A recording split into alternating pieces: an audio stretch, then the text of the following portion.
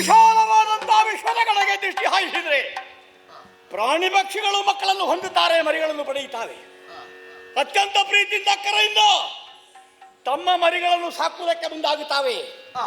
ಅದರಲ್ಲೂ ದುಷ್ಟ ಮೃಗಗಳು ಪಡೆದ ಮಕ್ಕಳ ಬಗ್ಗೆ ಅತ್ಯಂತ ಅಕ್ಕರೆ ಅವುಗಳಿಗೆ. ಇದನ್ನು ನೋಡುತ್ತಾ ನೋಡುತ್ತಾ ಬೆಳೆದವರು ನಾವು. ಪ್ರಾಯ ಪ್ರಬುದ್ಧನಾದೆ. ಆ ಕಾಲಕ್ಕೆ ಯೋಚನೆ ಬಂತು, ನನ್ನ ಬಳಿಯಲ್ಲಿ ಅಮ್ಮ ಮಾತ್ರ ಇರುವುದು, ಎಲ್ಲರಿಗೂ ಮಾತಾಪಿತರು ಜೊತೆಗಿದ್ದಾರೆ.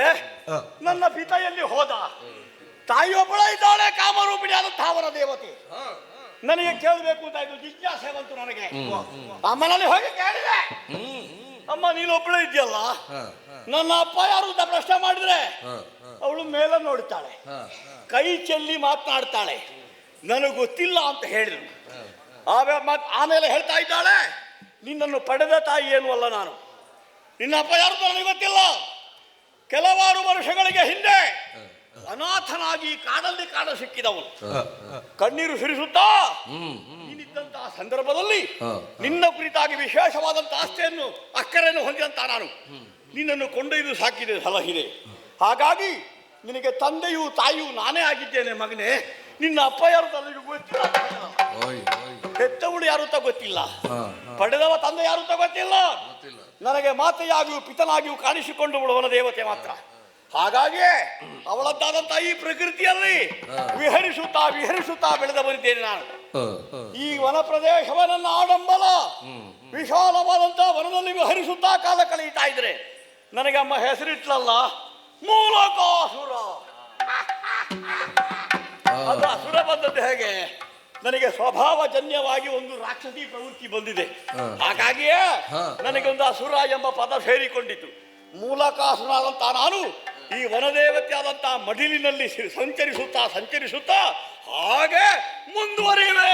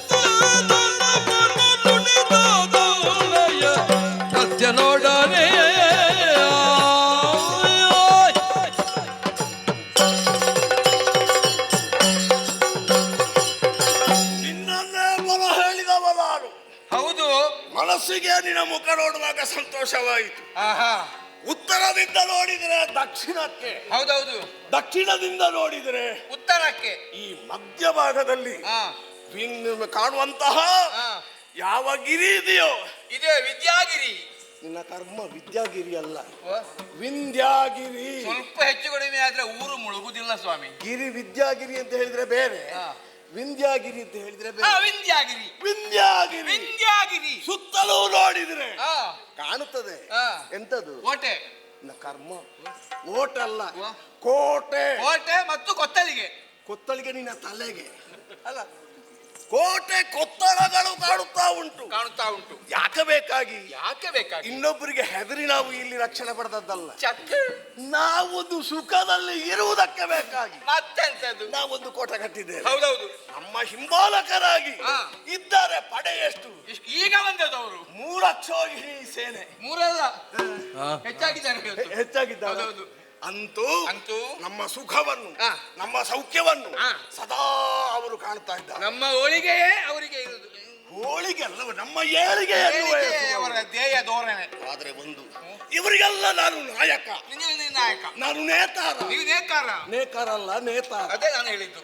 ವಕ್ರನಖ. ಹಾ. ನಮ್ಮ ಸಮಾಜದ ಅಭ್ಯುದಯಕ್ಕೆ ಬೇಕಾಗಿ, ಹಾ.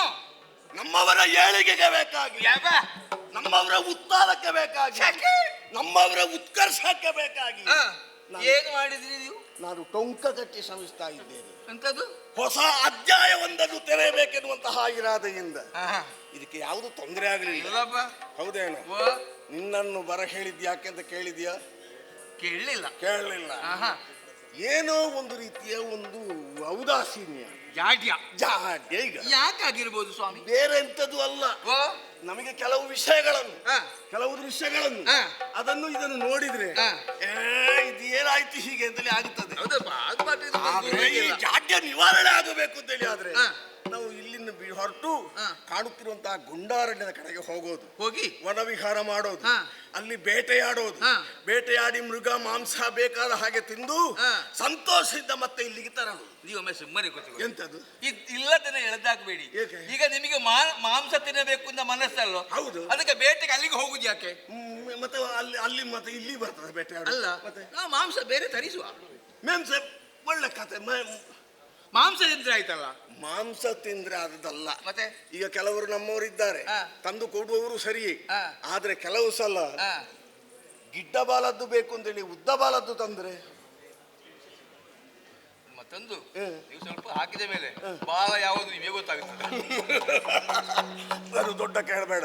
ಆದ್ರೆ ತಿಂದ ಮೇಲೆ ನಾಳೆ ದಿವಸ ಗೊತ್ತಾಯ್ತು ಅಂತೇಳಿ ಆದ್ರೆ ಹಾ. ಅದು ಕಷ್ಟ. ಅಂತದೆಲ್ಲ ಪ್ರಚಾರ ಬೇಗ ಆಗ್ತದೆ. ಅದಕ್ಕೆ ಬೇಕಾಗಿ ಹಾ. ನಾನು ನಿರ್ಧಾರ ಮಾಡಿದ್ದು ಏನು? ನೇರವಾಗಿ ಗೊಂಡಾರಣ್ಯಕ್ಕೆ ಹೋಗುದು. ಹಾ. ನಾವೇ ಹಾ. ಮೃಗಗಳನ್ನು ಬೇಟೆಯಾಡಿ ಹಸ್ಯಾಸಿ ಮಾಂಸವನ್ನು, ಮೆಲ್ಲುವುದು, ರಕ್ತವನ್ನು ಕುಡಿಯುವುದು, ಬೇಕಾದ ಹಾಗೆ ತಿರುಗಾಟ ಮಾಡುವುದು. ತಿರುಗಾಟ ಮಾಡುವುದು. ನಿನಗೆ ಮನಸ್ಸು ಉಂಟಾ? ನೀವು ಹೋದ ಮೇಲೆ ನಿಮ್ಮ ಬೆನ್ನು ಬಿಟ್ಟು ನಾನು ಉಂಟಾ? ಮತ್ತೆ ಒಂದು, ಓ, ನನ್ನ ಬೇಕಾಗುವುದು ಯಾವುದೆಲ್ಲ ಉಂಟು ಹಾ. ಅದನ್ನು ತಂದು ಕೊಡುವಲ್ಲಿ ಹಾ. ನೀನೊಬ್ಬ ಕ್ರಿಯಾಶೀಲ. ಯಾವುದು ಯಾವ ಸಮಯಕ್ಕೆ ಎಷ್ಟು ಬೇಕು, ಹೇಗೆ ಬೇಕು, ಯಾವುದರಲ್ಲಿ ಬೇಕು ಎಲ್ಲವನ್ನು ಕೂಡ ಕೊಡುವಂತ ಸಮರ್ಥ ನಾನಲ್ವ? ಕೊಡುದು ನಾನೇ ನಿನಗೆ. ಆದ್ರೂ ಪುನಃ ನಿಮಗೆ ನಾನು ಕೊಡುದಲ್ವ? ಅಲ್ಲ, ಅದು ತಂದ ಮೇಲೆ ನಿನಗೆ ಕೊಡು. ಅಂದ್ರೆ ನನ್ನ ಮನಸ್ಸಿನ ಇಂಗಿತವನ್ನು ಅರ್ಥೈಸಿಕೊಳ್ಳುವ. ನೀವು ಪರಂಗಿ ತಜ್ಞ. ಪರರ ಇಂಗಿತವನ್ನು ಹಾ.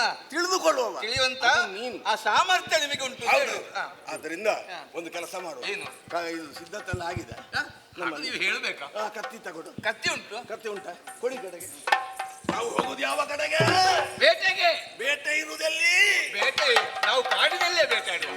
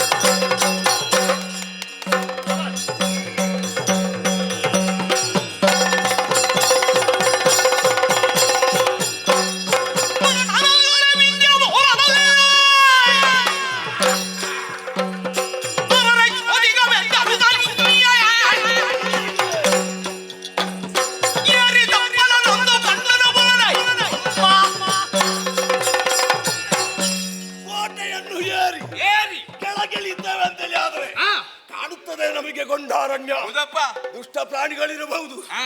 ಸಾಧು ಪ್ರಾಣಿ ಸಂಕುಲಗಳಿರಬಹುದು. ಅದು ಇದು ನೋಡ್ಲಿಕ್ಕಿಲ್ಲ, ಅಲ್ಲಿಗೆ ಸಿಕ್ಕಿದ್ದನ್ನು ಬಡಿಯುವುದೇ. ಹಿಂದಿಂದ ಬಡಿದಲ್ಲ, ಹಾ. ಎದುರು ಹೋಗಬಾರ್ದು. ಅದು ಹಿಂದಿನ ಬಡಿ ನಿಮ್ಗೆ ಅಭ್ಯಾಸವೇ ಇಲ್ಲ. ಅದು ಬಿಡಯ್ಯ. ಹಾ. ಆದ್ರೆ ಹಾ. ನಮ್ಮ ಸುಖವನ್ನು ಈ ಕಾಲಕ್ಕೆ ಅರ್ಥೈಸಿಕೊಂಡು ಹಾ. ಬೇಟೆಯಾಡುವುದೇ ನಿರ್ಧಾರ ಅಂತೇಳಿ ಮಾಡಿದ ಮೇಲೆ ಹಾ. ಮೀನಾಮೇಷ ಅಂತ ಲೆಕ್ಕಾಚಾರ ಮಾಡುವುದಲ್ಲ. ಆಹಾ. ಅದೋ ಇಲ್ಲಿಂದ ಆ ಗೊಂಡಾರಣ್ಯವನ್ನು ಹಾ. ಈ ಕ್ಷಣವೇ ತ್ವರಿತನೇ ಹೋಗುವ.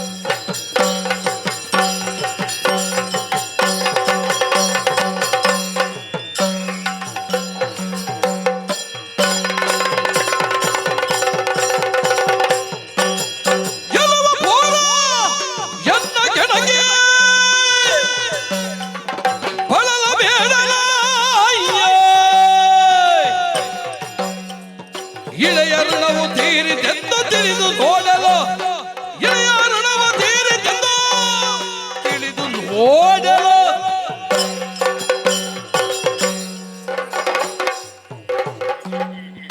ಕಣ್ಣ ಮುಚ್ಚೆ ಕಾದ ಕೂಡೆ ಉದ್ದಿನ ಮೂಂಟೆ. ನಿನ್ನ ಮೂಟೆ ಉರುಳಿಷ್ಟ ಬೇಗ ನಾನು. ಅವನಿಗೊಂದು ಪದ್ಯ ಹೇಳುವ ಕ್ರಮ. ನಿನಗೆ ಜೊತೆಗೆ ಬೇಕು ಕಾಣ್ತದೆ ಸಂಗೀತಗಾರ. ಹೌದೌದು, ಅದಿದ್ರೆ ಒಂದು ಇಂಪು ಆಗುತ್ತದೆ. ಸಂಗೀತವ ಸಂಗಾತಿಯೋ? ಸಂಗಾತಿಯೂ ಹೌದು, ಸಂಗೀತಕ್ಕಿರುವವನು ಹೌದು. ಈಗ ಸಂಗಾತಿಗೆ ಸಂಗೀತ ಗೊತ್ತುಂಟ? ಅಪ್ಪ, ಒಂದೇ ಪದ್ಯವನ್ನು 19 ರಾಗದಲ್ಲಿ ಹಾಡಬಲ್ಲೆ. ಅಬ್ಬಬ್ಬ. ಹಾಗಾದ್ರೆ ರಾಗ ಮಾಲಿಕ ಅಂತ ಆಯ್ತು. ಕಲ್ಯಾಣಿಯನ್ನು ಹಿಡಿದು ತೋಡಿಗೆ ಇಳಿದು ಉದಯಕ್ಕಾಗುವ ಕಾಪಿಯಲ್ಲಿ ಮುಗಿಸುವುದು. ಕೇಳು ರಾಗದ ಕಥೆ. ಆಮೇಲೆ ನಾದನಾಮ ಕ್ರಿಯೆ ಬರ್ಲಿಕ್ಕಿಲ್ವ ನಿನ್ನದು? ಬೆಳಗಾಗುವ ಒಮ್ಮೆಮ್ಮೆ ಬರ್ತದೆ ಅದು. ನಾದನಾಮ ಕ್ರಿಯೆ. ಏಯ್! ಓ, ನಿನ್ನ ಸಂಗೀತ ಕಲಿಕೆ ಬಂದದಲ್ಲ ನಾನು. ಅಲ್ಲ. ಏನು ಸಂಗೀತಗಾರರು ಹೊರಟದು ಕಾಡಿನಲ್ಲಿ ಹಾಡಿ ದೊಡ್ಡದಲ್ಲ. ಒಳ್ಳೇದಿದ್ರೆ ಕೇಳ್ತಾರೆ ಯಾರಾದ್ರೂ, ಆಗುವುದಿಲ್ಲ ಅಂತಂದ್ರೆ ಕಿವಿ ಮುಚ್ಚಿ ಹೋಗಿದ್ದಾರೆ. ಆದ್ರೆ ವನ ಪ್ರವೇಶ ಮಾಡಿ ಗುಲ್ಲೆಪ್ಪಿಸುತ್ತಾ ಇದೆಯಲ್ಲ, ಹೌದೌದು. ಏನು ಗುಲ್ಲೆಪ್ಪಿಸೋದು? ಯಾಕೆ ಹೀಗೆ ಮಾಡ್ತಾ ಇದ್ದಿ?